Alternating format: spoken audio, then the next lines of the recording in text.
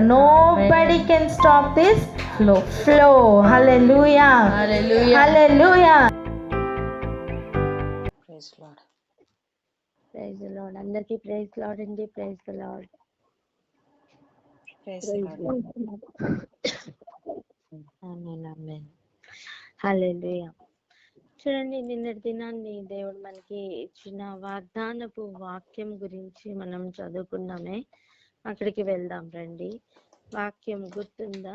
వాగ్దానం గుర్తుందా? చెప్తారా వాగ్దానం? మీ విరోధులందరూ ఎదురాడుటకు కాదనుటకును వీలు కాని వాక్కును జ్ఞానమును నేను మీకు అనుగ్రహింతును. లూక్ 21:15. ఆమేన్. అవును. సో ఏం ఇస్తానంటున్నారో దాని విషయమై మనం ఆలోచన చేద్దాం. చూడండి, ఒక్కొక్క వాగ్దానం రిసీవ్ చేసుకుంటున్నప్పుడు కేవలం ఆ ఒక్క మాటే తీసుకుంటే అది చాలా డేంజర్ గా మారుతుంది. అలా కాకుండా ఆ కాంటెక్స్ట్ ఏంటి అని మనం ఆ వాగ్దానం పట్టుకొని మనం లోపలికి వెళ్ళాలి. చూడండి, దేవుడు కొన్ని క్లూస్ ఇస్తూ ఉంటారు. ఆ ట్రెజర్ హంట్ కోసం ఆ క్లూ పట్టుకుని ఒక వ్యక్తి ఎలా అయితే ట్రెజర్ కోసం వెళ్తారో అలా ఆ క్లూ కోసం లేదా ఆ ట్రెజర్ కోసం ఆ క్లూని వాడుకోవాలి. ఒక వాగ్దానం ఇచ్చిన తర్వాత దాన్ని పొందుకోవాలి అంటే ఒక ట్రెజర్ హంట్ లాగా ఒక ఒక ఒక ప్రయాణం ఉంటుంది. చెప్పండి అన్నమాట. ఒక ట్రెజర్ హంట్ వంటి ప్రయాణం అని. ఒక ట్రెజర్ హంట్ వంటి ప్రయాణం. ఆమేన్. సో మొట్టమొదటిగా వాగ్దానాన్ని దేవుడు ఒక చిన్న టోకెన్ లాగా చూపిస్తారు. తర్వాత అది ఎలా పొందుకోవాలి అంటే ఒక ట్రెజర్ హంట్ ఉంటుంది. అర్థమైన వారు ప్రార్థన అందుకోండి.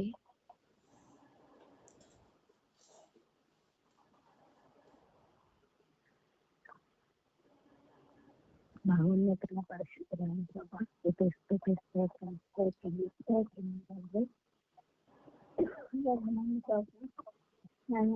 ప్రభా మరిచిన వాగ్దానం వందనాలు చెల్లించుకుంటున్నామయ్యా.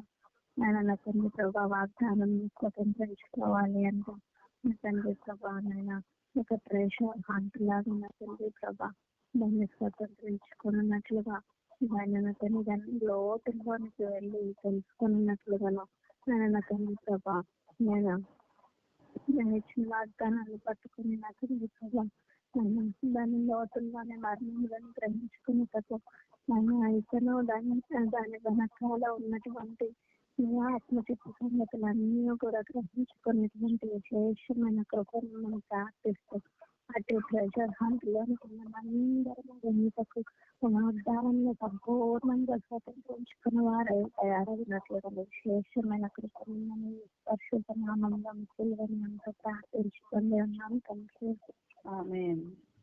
ఆమేన్. ఆమేన్. ఆమేన్. ఎలా అయితే వాగ్దానం మొదటిగా రిసీవ్ చేసుకున్నది ఒక చిన్న క్లూగా కనిపిస్తుందో దాన్ని మనం వెతుకుతూ వెళ్తూ ఉంటాము.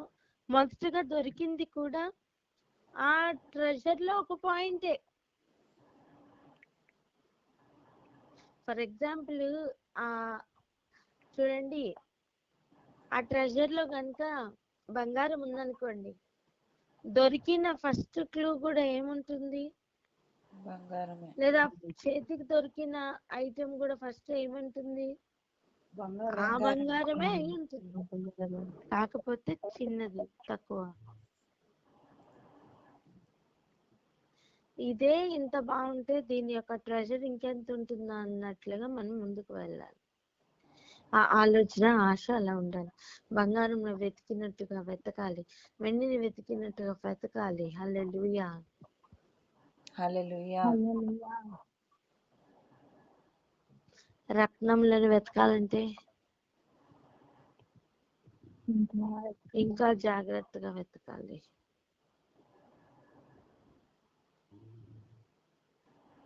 రత్నములు వెతుకుతున్న సమయం అవి అన్ని కూడా ఇదేంటి పిచ్చిరాయి అన్నట్లుగా పాడేస్తారు.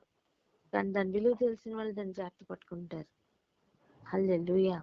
అలా అలా ఈ ప్రయాణం కూడా ఉంటుంది. విలువైన దాన్ని విడిచిపెట్టేస్తున్నట్టు, విలువ లేని దాన్ని పట్టుకుంటున్నట్టు చాలా వింతైన ప్రయాణంగా ఉంటుంది. ఈ రోజు నేను ప్రార్థిస్తున్నాను, విలువైనవి దొరుకును గాక. ఆమేన్. ఆమేన్. మరి మనకి దొరికిన ఫస్ట్ పాయింట్ ఏంటి? జ్ఞానంను మీకు అనుగ్రహిస్తానని చెప్పుతున్న దేవుడు. ఇప్పుడు ఆ క్లూ పట్టుకొని, ఆ పాయింట్ పట్టుకొని ఇప్పుడు మనం లోపలికి వెళ్ళాలి అంటే మనకి ఫస్ట్ అది ఏ కాంటెక్స్ట్ లో చెప్తున్నారు అన్న విషయం అర్థం అవ్వాలి. రండి వెళ్దాం. లూకాసు వార్త 21వ అధ్యాయం మొదటి 4 వచనాలు. లూకాసు వార్త 1. ఒక నిమిషం రా. అరుణ మేడం శ్రీ- మేడం శ్రీలతని యాడ్ చేసుకోమా. మేడం ఒక్క నిమిషం రస్మిత. ఓకే కా. రాధిక సిస్టర్ పూర్ణిమని యాడ్ చేసుకున్నారా? రాధిక సిస్టర్ ఉన్నారా? Hello Radhika sister.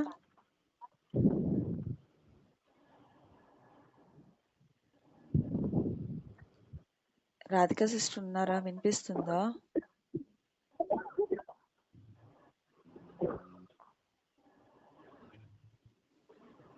Hello add అయ్యింది మేడం. యాడ్ అయిందా? అమ్మ సుమలత వాళ్ళు యాడ్ అయ్యారా? సుమలతని యాడ్ చేసుకురా.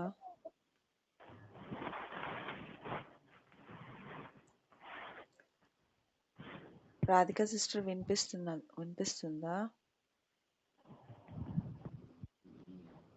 వినిపిస్తుందండి. పూర్ణిమ సిస్టర్ యాడ్ అయ్యారా? పూర్ణ సిస్టర్కి అది మన ఏమంటారు స్విచ్ ఆఫ్ అని వస్తుందండి. అవునా, సరే. Okay okay sister. ఓకే అండి. అరుణ సుమలత యాడ్ అయిందరా?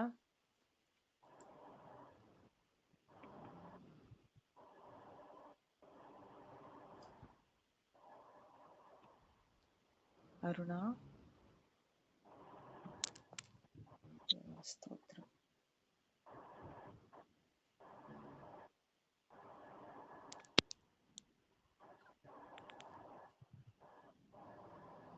స్వప్న ఉన్నావా?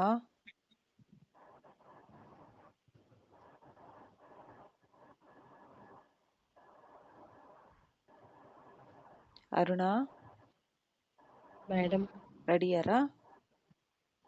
Okay madam. సుమలకి కాల్ లిఫ్ట్ చేయండి మేడం. సరే చేస్తుంది. అమ్మ స్మిత కంటిన్యూ చేయరా? ఓకే అక్క. Thank you Lord. లూకాసు వార్త 21వ అధ్యాయం మొదటి 3 వచనాలు చదువుదామా? 3-4 వచనాలు. 21వ అధ్యాయము 1-4 వచనాలు. కానుక పెట్టెలో తమ కానుకలను వేయించిన ధనవంతులను ఆయన పారజూచెను. ఒక బీద విధవరాలు 2 కాసులు అందులో వేయుచుండగా చూచి, ఈ బీద విధవరాలు అందరికంటే ఎక్కువ వేసెనని మీతో నిజముగా చెప్పుచున్నాను.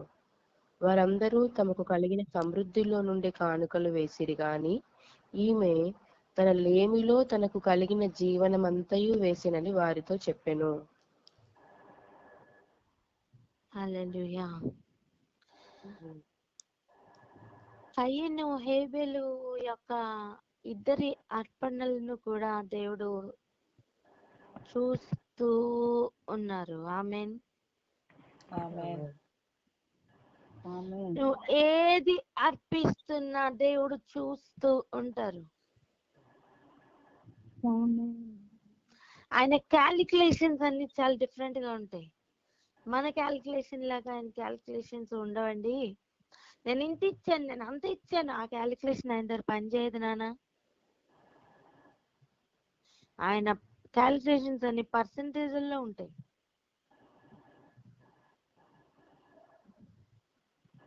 నువ్వు ₹1,00,00,000 దేవుడికి ఇచ్చినా పర్సంటేజ్ చూస్తాడు.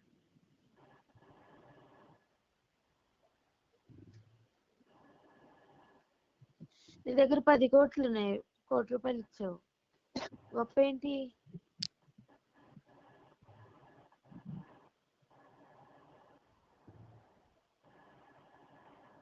అసలు నీ దగ్గర ఏమీ లేవు, ₹2 మొత్తం ఇచ్చేసావు. అప్పుడు ఆయన దేన్ని వాల్యూగా చూస్తున్నారంటే ఈ ₹2.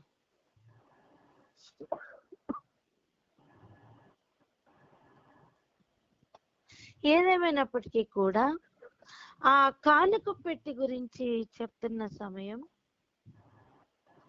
కానుక పెట్టిలో తమ కానుకలు వేయుచున్న ధనవంతుడిని ఆయన పారచూసాను అన్నప్పుడు ఇదంతా ఎక్కడ జరుగుతుంది? ఈ కానుక పెట్టి ఎక్కడుంది? ఇది ఎక్కడ జరుగుతుంది? దేవాలయంలో. చెప్పండి అన్నమాట. దేవాలయంలో. దేవాలయంలో జరుగుతుందండి. మనం సింపుల్ గా వెళ్ళిపోతామే దేవాలయానికి. దేవుడి స్థలానికి సింపుల్ గా వెళ్ళిపోతామే. మన యాటిట్యూడ్ మొత్తం మాట్లాడిన కాక. ఆమేన్. ఒక దేవాలయంలో ఒక్కొక్క ప్రవర్తనను, ఒక్కొక్కరి హృదయాన్ని, ఒక్కొక్కరి అంతరంగాన్ని ఆయన పరిశీలిస్తున్నారు. కానుక పెట్టే అని స్టార్ట్ చేశారా వాక్యం? ఆయన కానుక పెట్టిన కాదు మొదటిగా చూస్తున్నది, హృదయపు పెట్టే. ఆమేన్.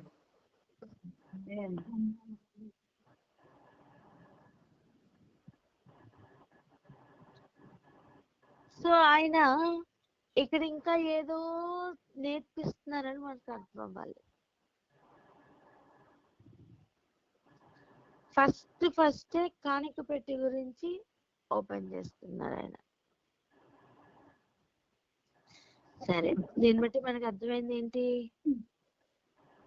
అర్పణ అర్పించేటప్పుడు మొదటిగా మనం అర్పింపబడాలి అని అర్థమైంది.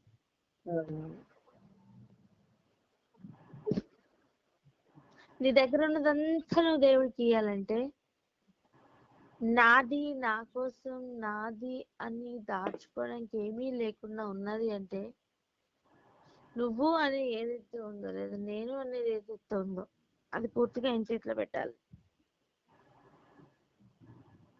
ఫస్ట్ పోరాటం హృదయంలోనే. అంటాను, ఆ హృదయంలో కూడా ఏమేం జరుగుతున్నాయో ఆల్రెడీ దేవుడు తొంగి చూస్తుంటారు. ఆమేన్. పూర్తి సమర్పణతో కానుక పెట్టి దాకా చేరాలి. చెప్పండి, ఒక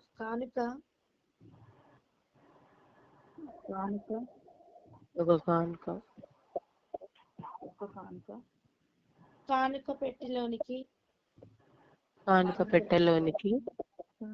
పూర్తి సమర్పణతో చేరాలి.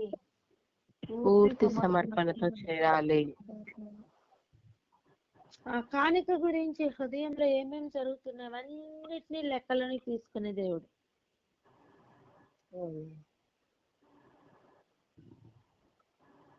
అనిపించచ్చు ఆమెకి 2 కాసులే ఉన్నాయి, నేను 2 కాసులు వేసేస్తానికి ఏమీ లేదు, తర్వాత నాకు ఎలా అన్న పాయింట్ ఆమె ఆలోచించకుండానే వేసింటదా? ఆమె దగ్గర ఉన్నదంతా వేసేసినా సరే ఆమె ఆలోచన ఒకటే, నాకు దేవుడు ఉంటే చాలు, ఆయన ఉంటే అన్నీ వస్తాయి.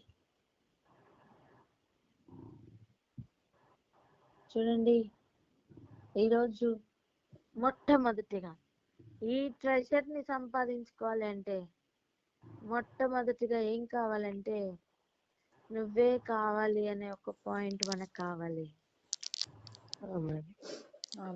ఆమేన్. ఎంతమందికి అర్థమవుతుంది? జ్ఞానం ఇస్తాను, వాక్చాతుర్యం ఇస్తాను అంటే అవి ఎక్కడ వాడడానికి ఇస్తానంటున్నారో కూడా మనకి అర్థం అవ్వాలి కదా.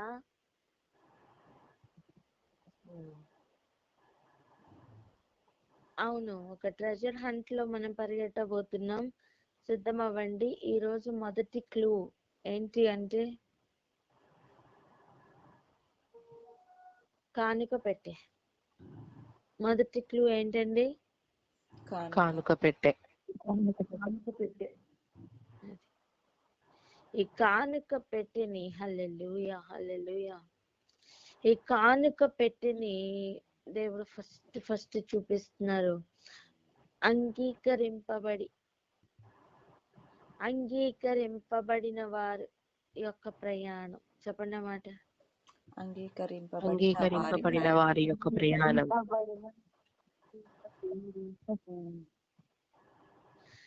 ఒక వ్యక్తి అంగీకరింపబడకపోతే వారి ప్రయాణం కయ్యను వలె ఉంటుంది. ఒక వ్యక్తి అంగీకరింపబడితే వారి ప్రయాణం హేబేలు వలె ఉంటుంది.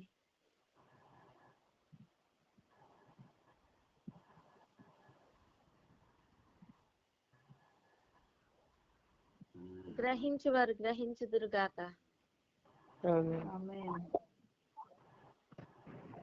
ఆమేన్. ఆమేన్.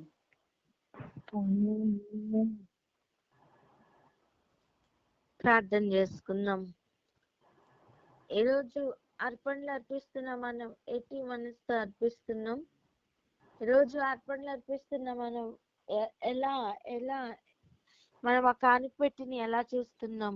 కానీ ఒకటి ఆలోచించండి, ఆ రోజు కయ్యను హేబేలు యొక్క అర్పణ దగ్గర నుండి ఈ రోజు చెప్పబడుతున్న ఈ కానుక పెట్టే వరకు ప్రతి అర్పణని దేవుడు చూస్తున్నారు. అప్పుడు దాని అర్థం మనం వేస్తున్న దాన్ని కూడా దేవుడు గమనిస్తూనే ఉంటారు. దేవాలయంలో నీకు వేసేటప్పుడు మనం వేస్తున్న కానుక ఎలా అయినా దేవుడు చూస్తారు. దేవుడు చూస్తున్నది ఆ కానుకను కాదు, కానీ ఆ కానుక వేస్తున్నప్పుడు మనసులో అవుతున్న మొత్తం కెమిస్ట్రీ అవన్నీ చూసి ఆయన ఇక ఫర్దర్ గా ఏం చేయాలని చూస్తారు. కనుక మనం జాగ్రత్తగా ప్రార్థన చేసుకుందామా? ఇంతకాలం ఎలా గడిచిపోయిందో, ఇగో ఇక మీదట 2024లో ఆయనకు అంగీకరింపబడేటట్లుగా మొట్టమొదటిగా మనం అంగీకరింపబడదామా?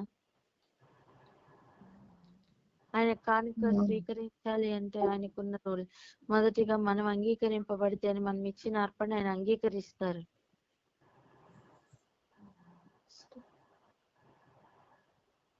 అంగీకరింపబడిన వారందరిది ఒక గుంపు వలె ఉంటుంది. అంగీకరింపబడని వారికి ఒక గుంపే ఉంటుంది. అంగీకరింపబడిన వారు అంగీకరింపబడని వారిని ఎప్పుడు కూడా కించపరుస్తూనే ఉంటారు. అంత ధనవంతుడే పేద విధవరాల్ని ఎలా చూస్తుంటాడు? ఒక చిన్న చూపు ఉండదా?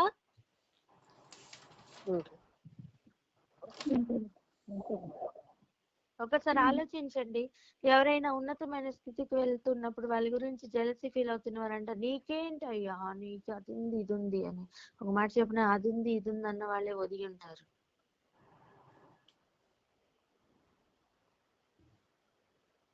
అర్పణను అంగీకరింపబడిన వాళ్ళు ఒదిగి ఉన్నారా లేదా?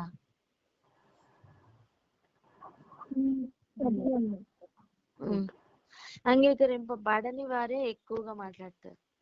అంగీకరింపబడని వారికే కోపం వస్తుంది. అంగీకరింపబడని వారే ఎక్కువగా వాళ్ళ స్థాయి ఎంతవరకు వెళ్ళిందంటే చంపేసేంత వరకు. అంగీకరింపబడిన వారిని చంపితే వాళ్ళ ప్రాణం చల్లారుతుంది, కోపం చల్లారుతుంది.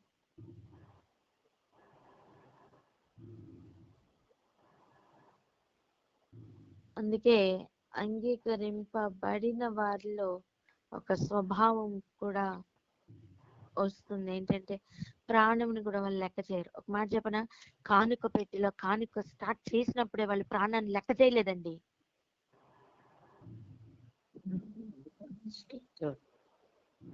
అర్పణని తీసుకుని వచ్చి దహన బలిగా అర్పిస్తున్నప్పుడే తన ప్రాణం తన లెక్క చెయ్యాలండి.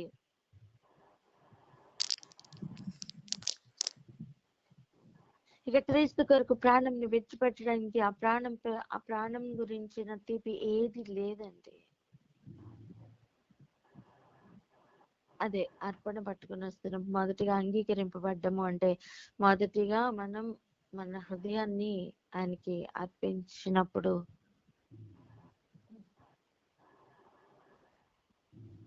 పూర్తిగా నాదంటూ లోకాన్ని ఏది లేదు, అన్ని ఒకవేళ ఉందంటే అన్ని నీవు ఇచ్చినవి ప్రభు. ప్రాణము, శరీరము, ఆత్మ అన్ని కూడా దేవుడే కదా ఇచ్చారు. ఇక నాది ఎక్కడుందండి?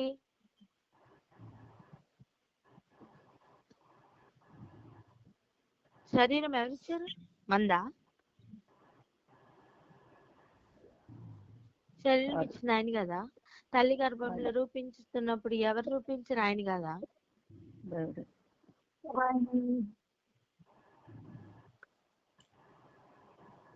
స్తోత్రం. ప్రార్థనలోకి వెళ్దాం అక్క.